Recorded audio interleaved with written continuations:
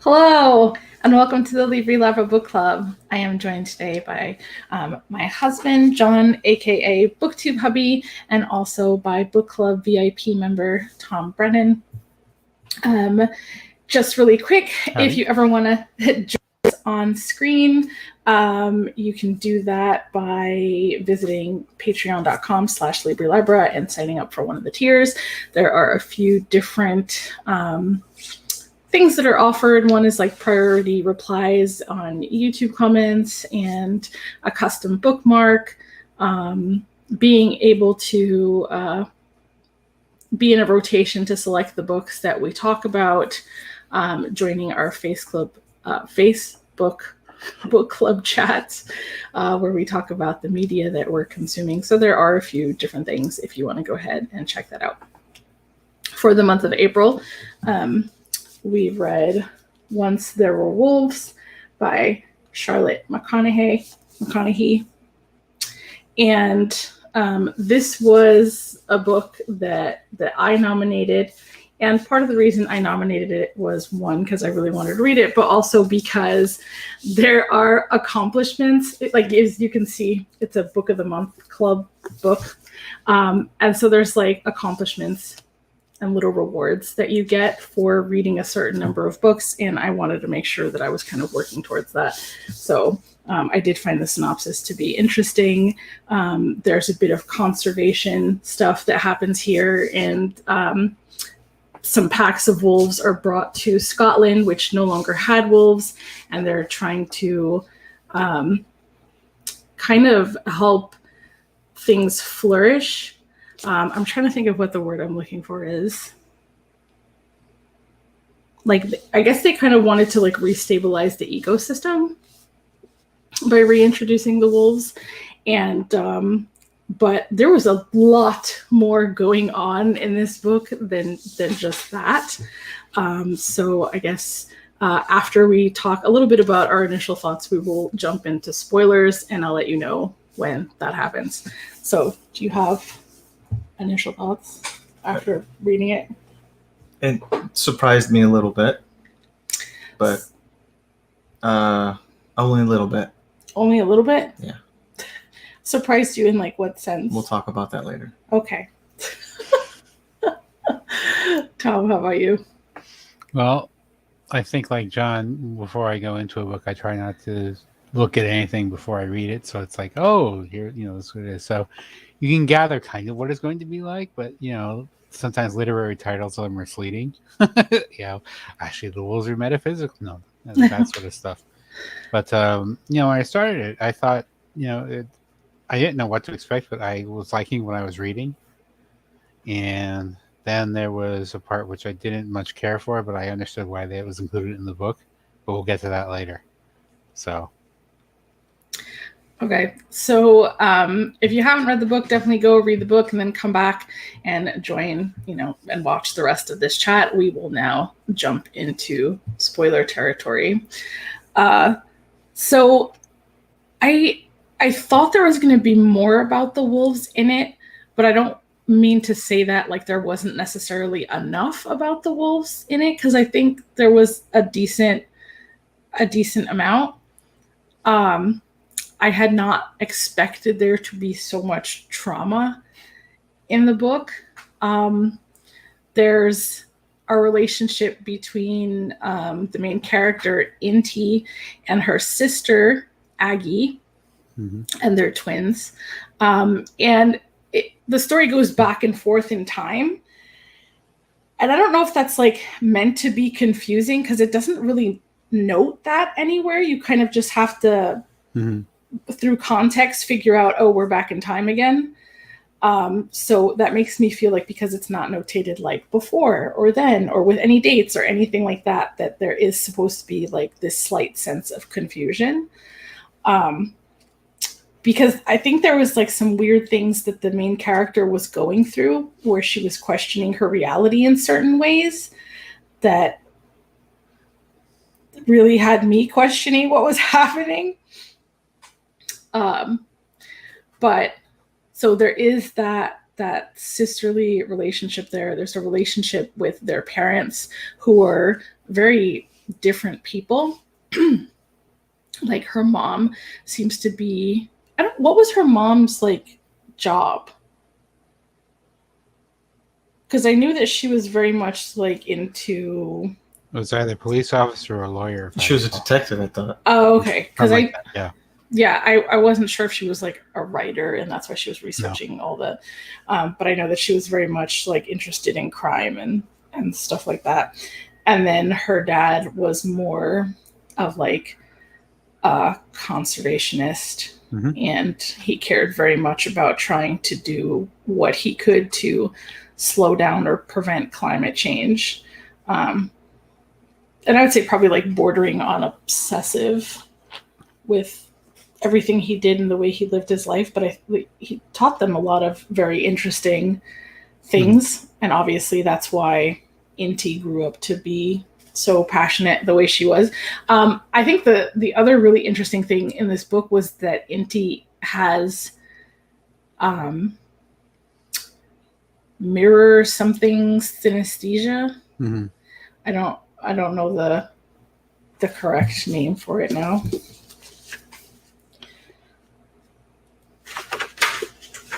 I don't know if I would even know what page that was on. Mirror touch, that's what it's called. Mirror touch synesthesia. So whenever she sees something happening to, whether it be like an animal or a person, she physically feels it herself, which goes, way beyond just experiencing empathy. And like that, I thought that was a very interesting element to add to the overall story. But there's just a lot. It just felt like there was a lot going on in this story. But you said it surprised you, or it was interesting? Well, I'm curious as to what Tom had mentioned. It was good up until this one point. But are you wondering if we had the same thing? Yeah, I'm curious. But it's again, I'm going into it and started talking about Wolf helping them come back to the forest, bringing. I was excited. I was expecting all of the drama to be around the wolves. Yes. So. Okay. There was quite a bit of it that was. Well, right, but I mean, when it wove into the life of the person that was dealing with some of that stuff, I was like, okay, I understood that was that was going to happen. But then we dealt with some stuff that was very interesting. Like it turned into a thriller, and that's not what I was expecting at all. Yeah, I was not expecting the mystery element. I was not expecting so much of the story to be like, who killed what's his face? That was a whole roller coaster ride. Not at all what I expected for like the ending. I just really like the bits and pieces that you pick up from the townsfolk as to what they've seen, what their perceptions are, and what they see happening in certain situations. Just because of the whole twin thing. I felt like the majority of the characters were just very complex. All the main characters, they had just a lot of trauma. Like all of them were dealing with their own sorts of trauma. I mean, we all do. Yes. But I guess we don't all lay it out like that. Fair point. So, did you want to answer John's question, Tom? Or are you going to hold on to it for a little bit? I don't know. It's the kind of thing where, it's the kind of thing with Inti. It's like, oh, I don't need, you can see where this is going. I don't need anyone ever at all, except for Duncan. Said, no, I hate him again. Oh wait, he's hot, but I like him again. It's like, oh, come on, really? Are we going to do this? And I was like, okay, I guess I get it, because it kind of shows how, with Inti and Aggie's bond, it's like, how do you include another person in there? And how maybe unworkable that would be. So plot wise, I get it, but it's just like, oh, come on, can we please not have the romance in here? but we did. So Like, that was I fun. really thought this book was going to be the wolves and the romance. Mhm. Like, but then there was just so much more added to that, like the Mhm. sister relationship and their trauma and how she was. But there was just like, there's a lot of lying Mhm. and just confusion. Like the fact that, like, I mean, Aggie was alive, right? She was a person. Like, Mhm. even at the end, I felt like I was questioning myself because she just kind of disappeared. Yes. After all of that, it was like, okay, wait, was she really there? Yes. But she took the same way out her dad did. Yep.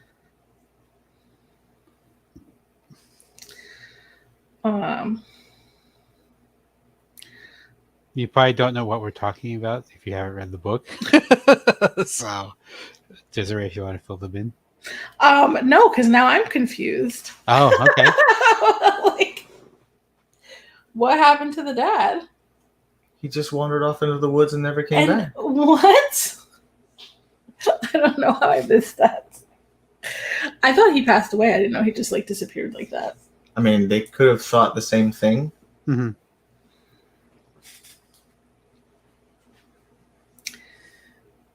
Yeah. Like, what I remember about that is just that they were like, Aggie was talking about how he had to be put in a home or something like that. That was more present day after they had found him again. Mm-hmm. But there were just some aspects of the story that got a little too unbelievable. Not that it's not possible, and not that it doesn't make like logical sense that if she's exerting herself while pregnant, you know, Mm-hmm. in the Highlands, having trouble having reception with her phone and everything else, but like the fact that she just had to like stop Mm-hmm. and give birth. I mean, we've seen that a few times in different TV shows, haven't we? I don't know, but I think there's something about it being mixed with the wolves that makes it more unbelievable to me, I guess. Oh, they came to help out and take care. Not that part, but just like being in the woods and giving birth amongst the wolves. Like, just, I don't know. I don't know, that part is a bit much. Oh, so Margaret popped in and she said, "Hey guys, didn't get to the reading this one because of all the big tomes last month, but great choice." I mean, maybe not. It was, no, I definitely enjoyed it. I don't, yeah. It was, I just was surprised by how many things were like introduced. But I don't know how I felt with the romance aspect of it, because there was you know, like she thought he killed somebody at one point. There was another point where she thought he was an adulterer. So like, you know, she had so many reasons not to love him. but it wasn't until she was like, no, wait, my trauma is following me, that she stopped to realize that she did, and that he was like kinder than she was giving him credit for.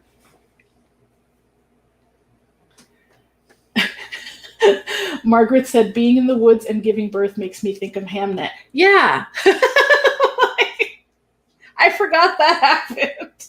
Well pointed out there. Yes. Good job. You should be on this show. So, yeah. I mean, you know, in Hamnet, it felt a lot more intentional. This was like accidental, but even still, I can't even imagine. Like, I can't even imagine, because I think childbirth in and of itself is so scary.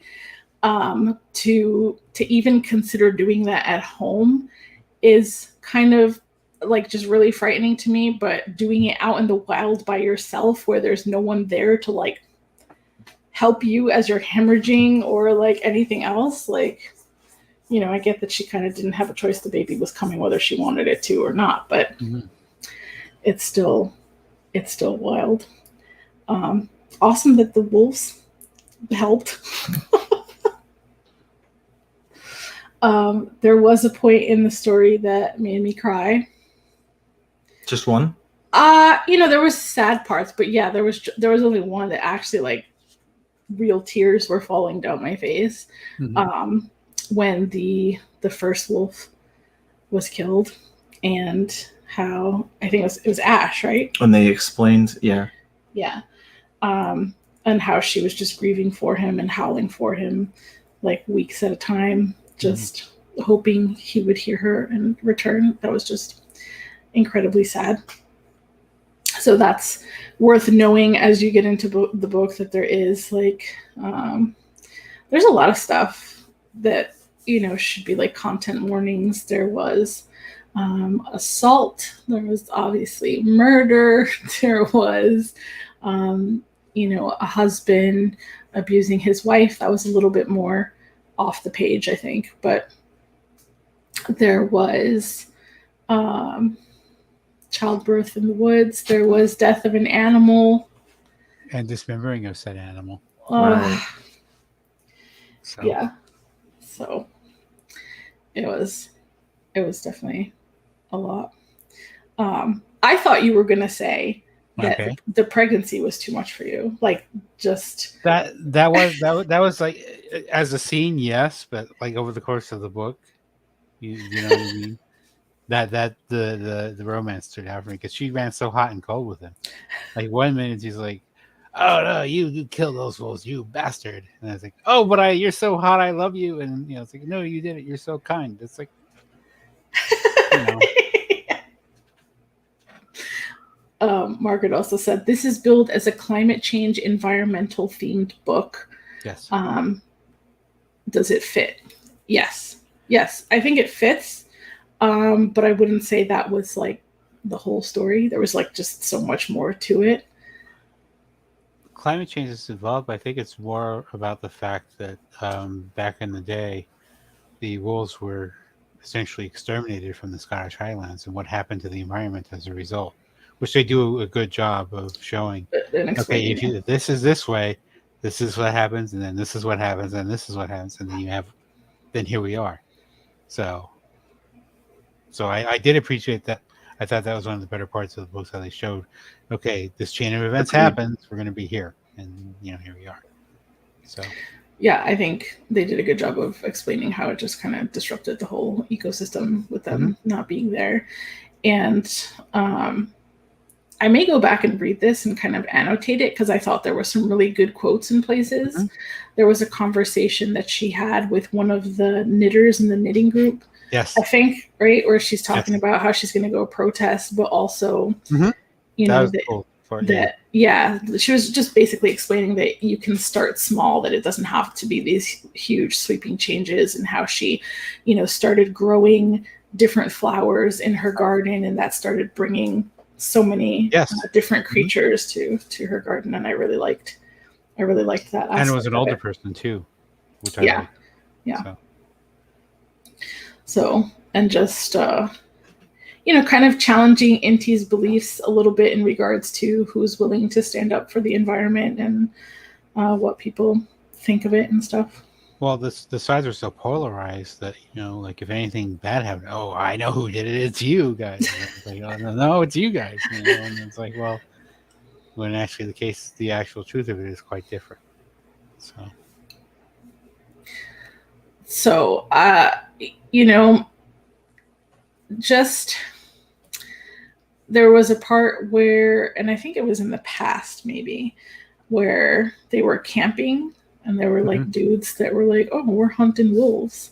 I don't know why. I don't know why that's so hard for me to process. In my mind, I just kept saying, but why? Why would you want to hunt the wolves? Like, because I guess I have a husky. I've always found wolves to be so beautiful. Like, because some people are like that, essentially. The answer. Wolves. Well, they saw the wolves as a threat, and they made sure to eliminate them so that they can keep their farmland safe from wolves, not knowing what they were doing to the rest of the environment. Right. So they were actually being paid to hunt the wolves. It's just heartbreaking. I mean, the whole thing was really heartbreaking because the wolves were being blamed for so much, And like with the exception of like, some livestock or something, they didn't really do anything.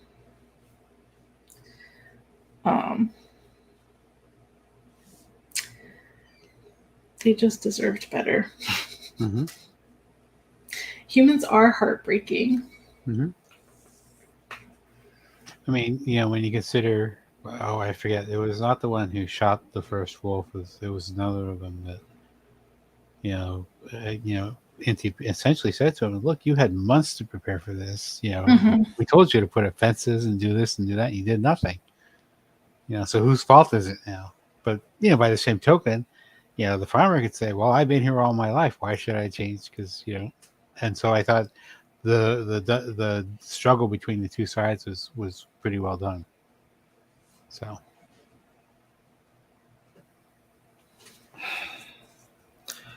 For me, it was the slightly unbelievable parts, because I thought I was going into a book that was a little bit more presently centered, I guess. The romance, it romance is, going back but and it was forth was the problem. rather more fictional than you would have liked, I think. Perhaps. But one of the things that there's a couple points that I've noticed that in the story there are two specific things that happen. I can't remember what the second one was now, but I thought about it earlier.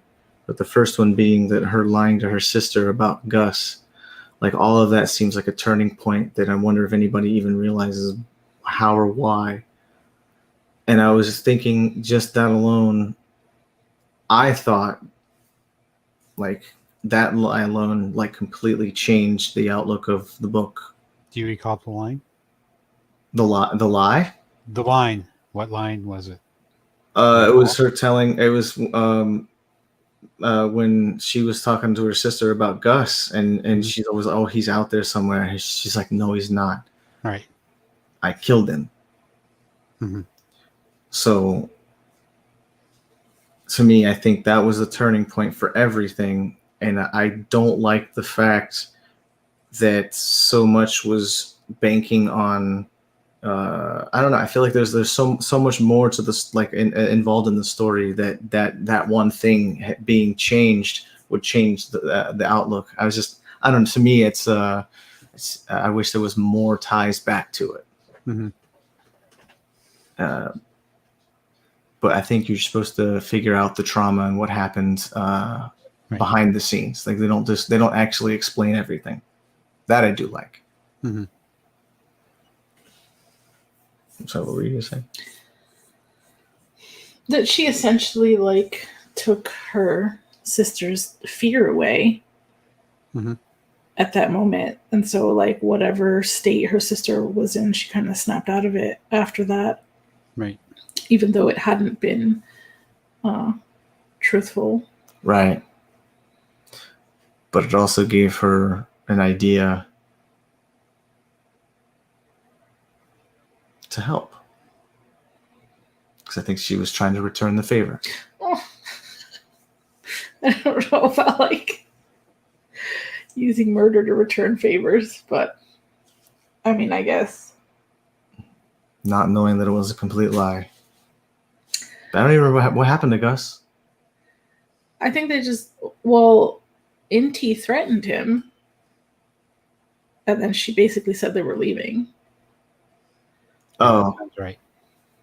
Okay. So nothing actually happened to Gus? I don't think so. Okay. Well, Inti had a knife to his neck, and she was basically, threatening him with it. But was she acting like her sister? No. Oh, okay. I think originally she was going to act like her sister to break up with him. Right. But that did not go well. Right. Okay. All right. And so she was just banking on the fact that he's not looking for her. Okay. And then, eventually she just got him in, I guess, a vulnerable position and pulled out the knife and was like, "Listen."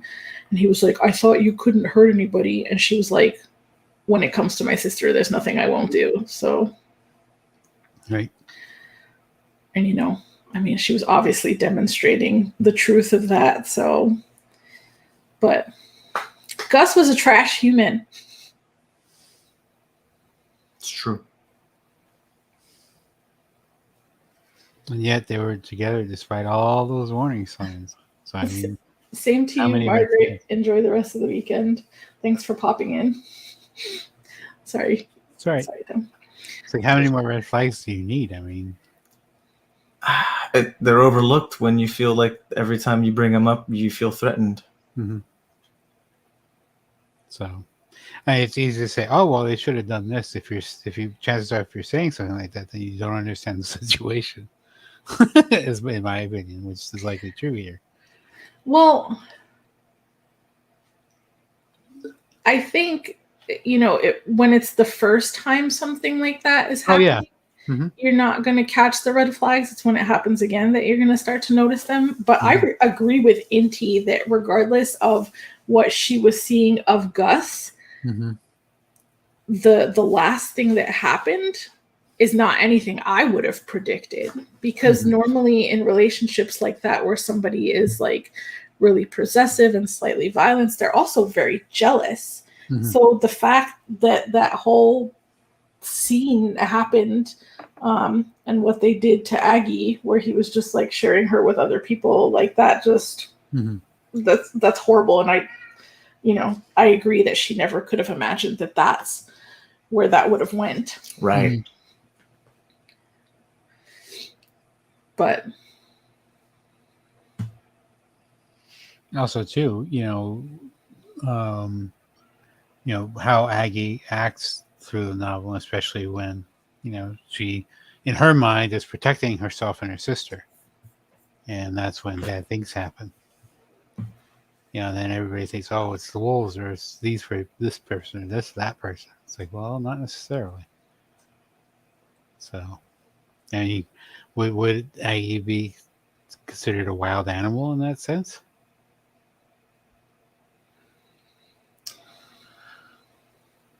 She was in a completely different mental state and caused her a lot of trauma. I do like the fact that was the twist of the whole thing, though. Yes. you do? I mean, I saw it. Really? Yes. I don't think I did. I mean, you know what? I was like, I'm glad they explained why. But go ahead. I was like, is this going to be some Fight Club thing? Does Aggie like really not exist? Like, that's what I thought was going to happen. And also, you kind of see Inti kind of devolving a little bit, like kind of losing some of her humanity the more she got in touch with and connected with the wolves. Yep. And so I thought like it was going to be her with some weird like Fight Club twist. Right. She kept blacking out and murdering people. like she as she a got wolf. in touch. Yeah, she Moon got in Knight touch with spoilers, perhaps, but the yes. wolf inside her. Yeah. Because I think that one scene specifically where they were watching the wolves hunt, the way it was described, and how she was like, I didn't feel, I don't know, were they chasing antelope? Antelope or deer or something. Something yeah, like that. And She he's was like, like, oh. She was like, I didn't even recognize what the deer was going through. All I could taste was the blood and the hunt. And so that was fairly intense, especially when, very early on in the book, she's like, well, I could never hurt anyone because I have mirror touch synesthesia. And I guess that didn't change. We can if I look away. Yeah. That didn't change too much throughout the book, with the exception of, her having to put the one wolf down, or feeling like she had to put the one wolf down. Wasn't the wolf at all, right? It wasn't, or was it? I can't remember, because it's been a month since I read it. The wolf may have killed the livestock. Right. But the wolf didn't hurt anybody. Right. Yeah, but they said that, I can't remember if it was for human blood or livestock. Like, I think they made the point that, once they start killing livestock, that marks like a sea change in the wolf. And then they have to be put down, because that's what they're going to do now, is hunt the livestock. Whereas that's not in nature normally to do that. Right. So Did they explain why it wasn't in their nature normally to do that? it did, but I don't. Again, it's been a month, so I don't remember what. Wolves like a challenge. Yeah. They're not going to hunt something that's just standing there. Yeah. Oh, look, there's a cow. And But I think they explained that when they get to the point where like there's a scarcity of food or something in the area, then they'll start moving towards, but I don't know. Again. Now, there was a wolf in the beginning of the story that did not want to leave its pen. Mm-hmm. Mm-hmm. Was that the same wolf that disappeared and they couldn't keep track of, that eventually she ended up shooting at the end? That was one that was pregnant. Right? Oh, the wolf that was pregnant was the one that didn't want to leave? Yeah. Yes, because she came back to the den to give the puppies. Okay. Yeah, it's hard when their names are like 9 and 6 and whatnot, so it's I can't remember. Right. Which one's which. But that's not the same wolf that she had to pull the pups out of the hole or whatever. I don't think it is. That was a younger female. It Okay. wasn't the alpha female of the pack that you're talking about. I don't think. Because I don't. I mean, it would make sense to have it in two different wolves, because I would think that the alpha female wouldn't breed, but then again, didn't they call it the alpha breeder? I don't recall. Again, I don't recall. I mean, I have a fascination for wolves in general, but I think this book makes me want to look up a lot, like do a lot more research on them, especially where she was talking about how they pass on memories in regards to how they map out the land and stuff, which I thought was very fascinating. I'm curious as to how much truth there is in that, if any at all. That's crazy. Was there anything in the book that you felt was like, okay, this is definitely too much? I know you didn't care for the romance. No, but that's not the same thing though. Yeah. I think having the one wolf dismembered, that was a bit much. Yeah, we got it. They're dead already, but and in terms of believability, the end where the wolves help her out, was kind of okay. We're almost at the end. I'll take it. I like it. I'll take it. But no, I can't really think of anything that was like truly objectionable. But like with going back to the romance for a bit, I understand why it was done. It was to show, I think, that basically Aggie and Inti are a pack of two. And how do you introduce the third into that? And which I was surprised when Aggie went off with her Gus, was it? Yeah. I was surprised she actually left that they were apart. So did you expect Duncan to survive? Kind of. If we're having an ending where wolves help a woman with pregnancy, I just say anything is on the table. The cold. Yeah, anything's on the table at that point. So did they? I don't remember if they did. I know that it was kind of suggesting that Duncans Dog wasn't going to make it, but I don't know if they ever said that he didn't make it. He didn't. He didn't make it. He didn't make it. The poor doggy did nothing. No, he did nothing. And then to be killed by who he was killed by is like terrible. Especially over like misunderstanding, right? Yes. Like,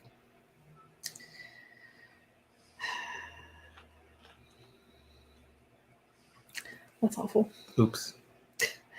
Oops. I mean, this is why people need to talk about their feelings. Not good to make assumptions. Yeah, and one of the things I liked about the book was Inti tossing around, is this wolf guilty of this, and what do I do about it? Considering how pro-wolf she was, and also with Duncan to a lesser extent, in the sense that is he the type of person that would do something like that, which I thought was good, and it made it seem like the answer could possibly be yes. Yeah, it really did seem like the answer was yes, especially since he had already done it once. I mean, I feel like that's one of those things, like if you do it once, you've probably already passed that opens the door. That opens the door. Like, but I was very interested in the fact that like he was a cop after that.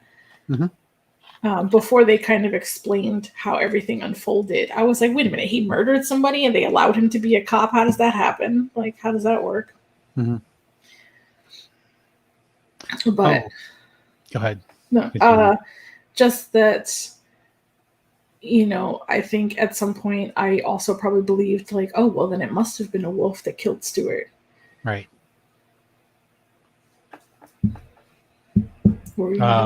Also too, with I know it kind of sets up the plot line there, but I don't know, I think the plot line with the horse, was a little bit contrived too, but I was like, okay, I'll take it. It's like clearly the guy who owns it is meant to show, oh, he's a bad guy, what's going to happen to him, sort of thing. But oh well.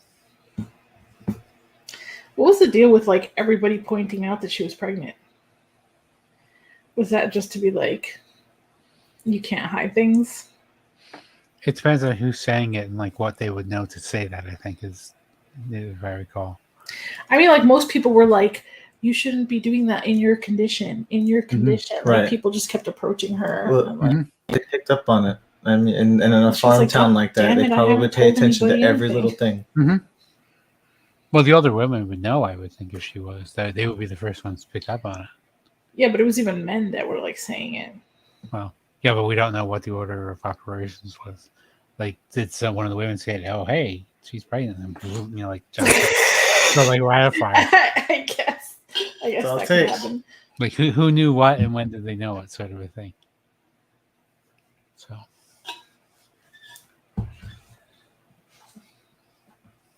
Oftentimes we kind of talk about like how cinematic books are and how it played as a movie in our heads and whether or not we'd like to see it on screen. Is this one that you would like to see as a movie? I could see it as a movie, and one of the things, since you mentioned it, one of the things I wanted to bring up was the scene where they had the one tree in that vast wasteland of cut down trees. I think, oh my God, if this isn't the Lorax brought to life, I don't know what it is. So, but that was a very cinematic moment for me. So. There's a few in it, actually. It would be a good cinematic shots, especially with the wolf scene. I mean... But is it a movie that you would want to see, is what I'm saying. That's my question. Like, I read the book. And to that end, I think I mentioned it in my Goodreads review. It's not a book I would pick up on my own. I'm glad to have read it, but like, would I go to something again like that? Probably not, because that's just not my bent. So, I mean, I probably end up watching it with you, right? I'm just thinking about the fact that like just reading certain parts made me cry. That I don't know how well I would handle. A visual representation. Yeah, of what was happening to the wolves. Oh yeah, no. Yeah, like I think I would have a hard time with that. Like I don't need content warnings for too many things, but animals being hurt is definitely something that like really messes me up. I think part of that is just because they feel emotions, but part of us being able to get through our emotions is our self-reflection and our understanding of why things happen, our ability to communicate, and like the fact that animals don't have that part, it just like further breaks my heart to see them going through like emotional things because nobody can explain to them, sorry, your mate's not coming back, they died. Like, We need to have a conversation offline, is all I can say. No, I'm serious. Okay. So, I don't know. I guess if it was carefully done, but I don't know how I would feel about this, watching this as a movie. Well, I don't think it would go to as far, like, for example, with oh, here's the piece of dismembered wolf. It's like, all you need to show is like the head. Okay, we got it. We I understand. mean, what Hollywood happened. would definitely take care of Yeah. make it a PG aspect if they wanted to. Right. I recently rewatched Eight Below, which is about a bunch of huskies that kind of get left because some storm was coming. And I remember really liking it the first time I watched it, but the second time I watched it, I was like, man, I don't remember it being this, like, it was just a lot more difficult to watch the second time around. I was like, this is way sadder than I remember it being. But it's interesting to see how the humans engage in pack behavior as well, you know, because I'm among the research team. She is the alpha in that situation. Apparently, Duncan was in the town because of his office and such not, but and how people react to that, you know, how people rebel against it, you know, challenges to authority and that sort of thing. Because of course with the pack, you know, it's like, oh well, if I want to be alpha leader, I got to kill the current alpha and then become alpha leader, and if not, I'll likely die in the process. So do they actually kill each other though, or they just kind of put each other? I think there's a submission there that has to be. Yeah. If not, I don't know. I'm not a wolf expert, unfortunately. But it's either to the death or it's submission. One or the other. So, I mean, we fought like that for a while too. Well, even with hunting, you know, certain humans would have certain jobs. Like, okay, you're the spotter, you're the runner, you're, you know, the bowman or the spearman or what have you, you know. Or, okay, here's a wild boar that we want to kill. We're going to, you know, get him to go in a certain direction where, guess what, our spearmen are, you know, with the thing. So, you know, same idea.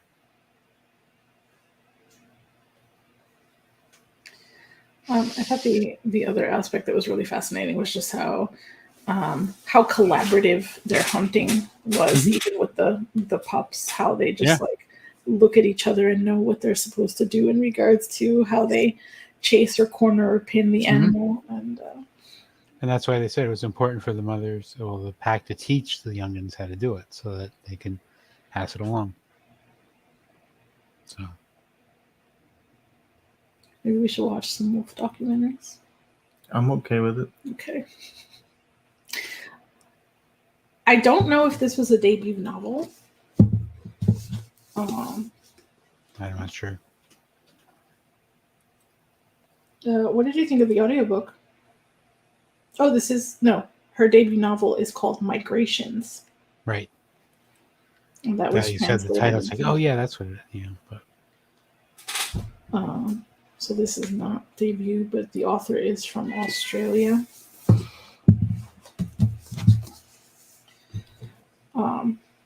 I thought the audiobook was pretty good.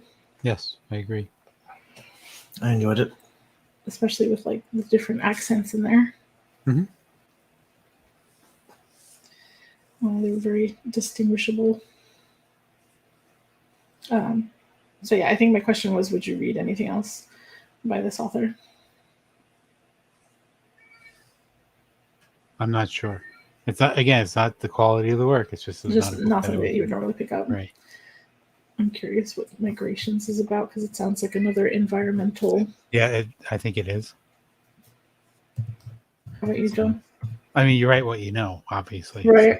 So, you know, no dissing there. That's just, it is what it is. What? How about you? Would you? A novel? What? Another book by her? Would you read it? Oh, yeah, probably. And as long as Migration says it's got over 4 stars. It says Franny Stone has always been the kind of woman who is able to love but unable to stay, leaving behind everything but her research gear. She arrives in Greenland with a singular purpose: to follow the last Arctic terns in the world on what might be their final migration to Antarctica. Franny talks her way onto a fishing boat, and she and the crew set sail, traveling even further from shore in safety. But as Franny's history begins to unspool, a passionate love affair, an absent family, and a devastating crime, it becomes clear that she is chasing more than just the birds. When Franny's dark secrets catch up with her, how much is she willing to risk for one more chance at redemption? Epic and intimate, heartbreaking and galvanizing, Charlotte McConaghy's Migrations is an ode to a disappearing world and a breathtaking page-turner about the possibility of hope against all odds. That seems like a lot. Sounds similar, but with birds. Probably. But I think I would still check it out. I think I would still read it. I appreciate the conservationist incorporation into the stories. I agree too. I don't see too much of that when reading, I don't think. I'm pretty sure it's going to be a pretty good rising theme in the next year. You see a lot more of that, I hope.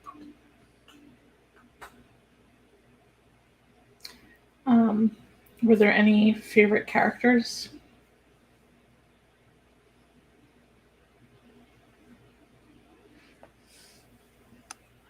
I'm not sure that there were any to me that were positioned to be that way. Like sometimes it's, oh, that's the person we're meant to like, but in this one, I'm not sure. Which may be good because they're more like real people in that regard. So. The wolves. There you go. The wolves are just doing their thing. But, yeah. I've also never read anything like, to me, the whole mirror touch synesthesia is such a new thing. I was familiar with synesthesia, but never heard of mirror touch. Right, exactly. But I don't know if I have anything else to say about the book other than I really enjoyed it. I don't know if you guys want to jump into final thoughts and then we can talk a little bit about what we're reading this month. Sure. I'll go first, sure. Okay. Like I said earlier, it threw a couple surprises at me, but when it comes to can I call it? Is it a thriller? Is it a mystery? Is it just a mystery? Hold on, I'm gonna look up what it's classified as. That's what I'd like to know. But anytime I come up with something like when there's some sort of detective type thing going on. Mystery has been shown. It's in second place with 422, and then thriller in the fourth place. So yes. It says environment, literary fiction, thriller, contemporary, mystery, cultural, and animals. Okay. So it's got it all. So I gave it 4 stars. I liked it, but I didn't love it. There's a lot of good threads in it, and I did enjoy the writing style. But 4 stars is mine. How about you, Tom? I also kicked in 4 stars. I wanted to look at my review before I said anything, because in case sometimes I go 3.5 and then. Right. But no, this is a true 4-star. Like I said, I did like the essential conflict between the farmers and the wolves, and showing how does that play out and that sort of thing. So yeah, it's certainly an agreeable read. And makes you think about things that you wouldn't otherwise think about, or it did me anyway. So again, I wasn't even expecting this to be a mystery. I was just expecting this to be wolves plus a love story mixed in there. But I think I was surprised, and I was okay with being surprised. It definitely made me feel things. It made me question things. It made me a little bit confused at some point. But I thought there was some great quotes in some areas. And I also give it 4 stars. Good. So yay. And I don't have a copy of it, but for May, we are reading The Farseer Assassin's Apprentice by Robin Hobb, Yes. which is high fantasy. Mm-hmm. Let's see. I'll look that up.